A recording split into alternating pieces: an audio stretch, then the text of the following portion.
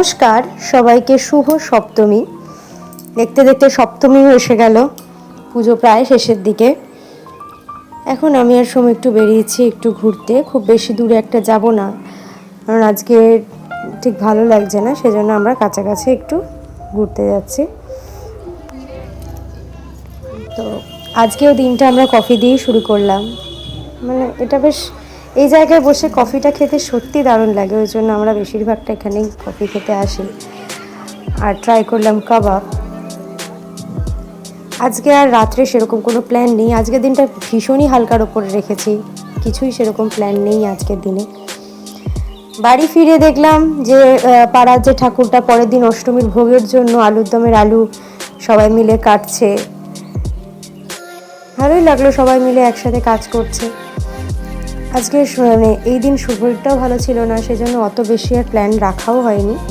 আর পরের দিন অষ্টমী অঞ্জলি দেওয়ার ব্যাপার ছিল, ভোরবেলা ওঠারও ব্যাপার ছিল, সেজন্য আর কিছু করা হয়নি। তো এবার অষ্টমী পরের দিন, সবাইকে শুভ অষ্টমী। আমি একদম ভোর ভোর উঠে স্নান করে রেডি হয়ে গেছি, সমুও তাই। এই যে পাড়ায় অঞ্জলির প্রস্তুতি চলছে, আমি আর সমু চলে গেলাম সমুর আগের পাড়াতে, ওখানে অঞ্জলি দেবো বলে সকাল সকাল। অষ্টমীর অঞ্জলিটা আমাদের কাছে ভীষণ ভাইটাল, এটা মিস করাই যায় না। একদম ফার্স্ট আওয়ারেই আমাদের অঞ্জলি দিই প্রতিবার। তো এখানে আমরা বসে আছি অঞ্জলির জন্য।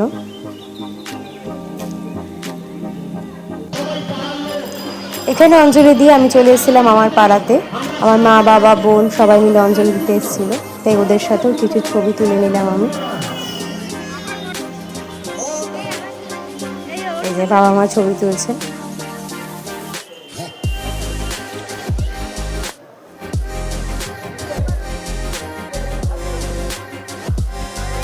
এবার ছবি টবি তুলে আমরা বাড়ির দিকে গেলাম, আর ব্রেকফাস্টে খেয়ে নিলাম মিয়োমোরে স্যান্ডউইচ, কারণ একটু হালকার ওপর দিয়ে রাখতে হবে। আমাদের এদিন একটা ইনভিটেশন ছিল একটা বন্ধুর বাড়িতে, পুজোরই ইনভিটেশন।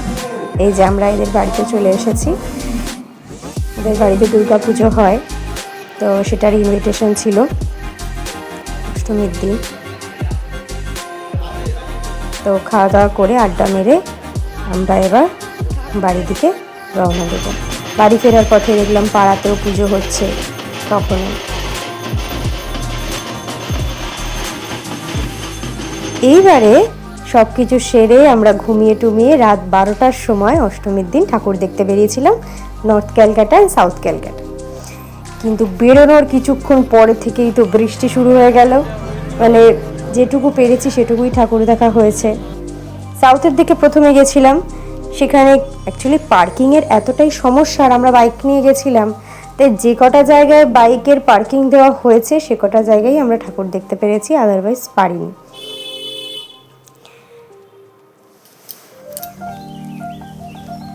তো আমরা একদম কালীঘাটে গিয়ে চেতলা, অগ্রণী, 61পল্লী, 64পল্লী এগুলো ঠাকুরগুলো দেখে তার মধ্যে দেখেছি, এবং তার মধ্যে এই যে বৃষ্টি অনবরত পড়ে যাচ্ছিল। কিন্তু বৃষ্টি পড়ছে বলে যে রাস্তাঘাট ফাঁকা তা নয়, আমরাও অবশ্য দাঁড়িয়ে নেই, আমরাও ঠাকুর দেখছি, সেরকম আরও সবাই মিলেই ঠাকুর দেখতে এসছে। কারণ পুজো তো একদিনই, পুজো আর আসবে না, অষ্টমীর রাতটা আর পাওয়া যাবে না, সেই জন্য। তো চলুন ঠাকুরগুলো দেখা যাক।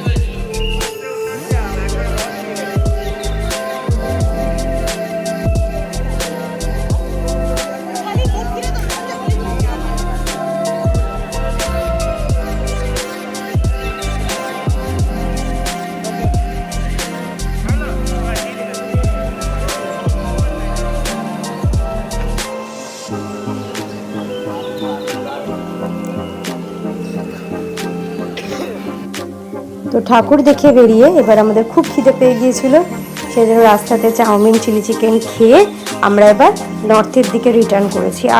আর সাউথে দেখিনি, কারণ বৃষ্টি পড়ছিল, বাইকের সমস্যা, মানে আর ভালো লাগছিল না, ওই জন্য আমরা নর্থের দিকে চলে এসেছিলাম।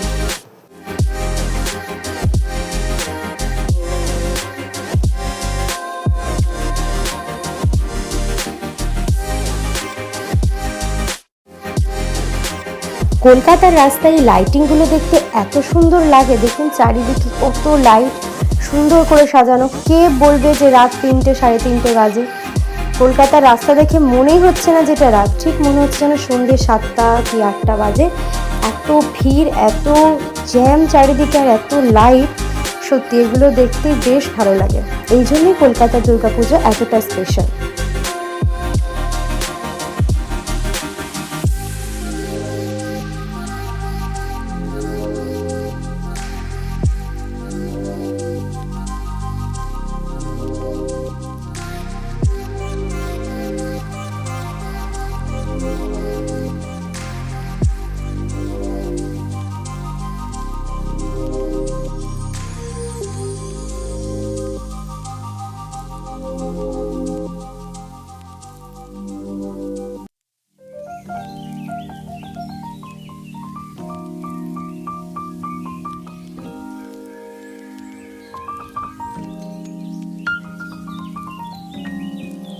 ভীষণ ভালো নিখুঁত কাজ, আর্টের কাজ দিয়ে চারিদিকটা সাজানো, মানে চারিদিকে যে কত রকমের ছবি আঁকা, মানে ধারণার বাইরে। অসম্ভব সূক্ষ্ম কাজ ছিল এটি।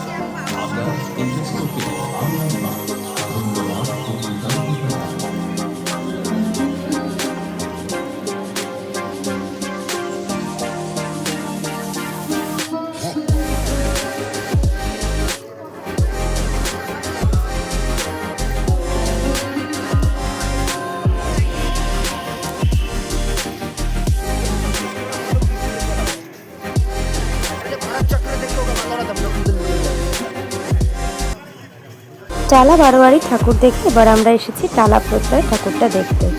তখন বাজে ভোর 4:30, কিন্তু আমরা রীতিমতো লাইন দিয়ে টালা প্রত্যয়ের ঠাকুরটা দেখেছি। তো চলুন আপনারাও দেখুন টালা প্রত্যয়ের ঠাকুরটা।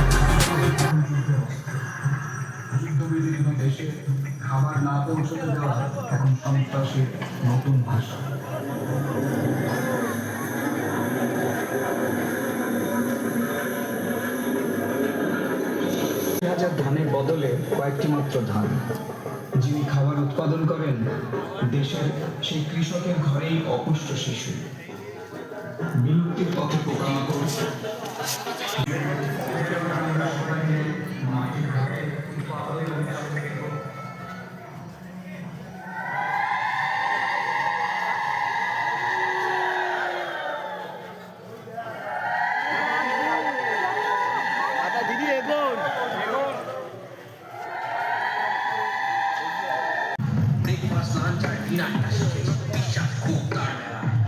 আমি বলে দিই তবে শোনো, বীজের মাহাত্ম দিচ্ছি, চাল যেন কত কাটছিল এইখানে, চাল কত তাকে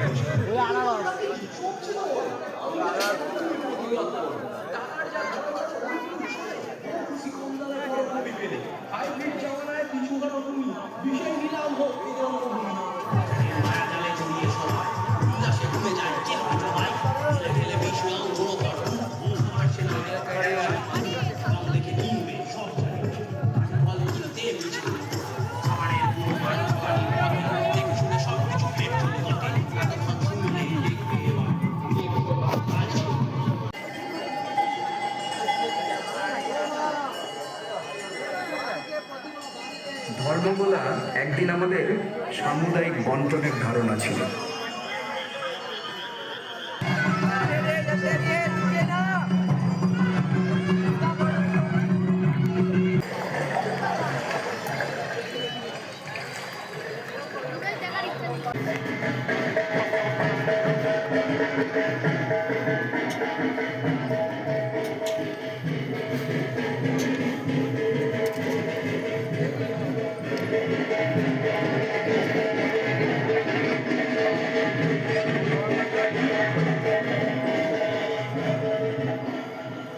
দেশ জুড়ে শুধুমাত্র বাজার কারণাত্মক বিভাগে যুদ্ধের পরিণামে কৃত্রিমভাবে দুর্ভিক্ষ আর খিদে তৈরি করে বীজ ও কৃষিকে বহুজাতিক মুনাফাখোরের জেলখানায় আবদ্ধ করতে তো এবার বাড়ি ফেরার পালা। এখানেই আমাদের ঠাকুর দেখার শেষ অষ্টমীর দিনের জন্য। তো আমি এবার আপনাদের সাথে সপ্তমী আর অষ্টমীর কিছু স্পেশাল মুহূর্তের ছবি শেয়ার করে নিচ্ছি। ভিডিওটা কেমন লাগলো অবশ্যই জানাবেন এবং ভালো লাগলে like, comment, share and subscribe করবেন। আপনারা যদি নতুন কিছু দেখতে চান আমার ভিডিওতে সেটাও আমাকে কমেন্টের মাধ্যমে জানাবেন। সবাইকে শুভ মহাসপ্তমী এবং অষ্টমী।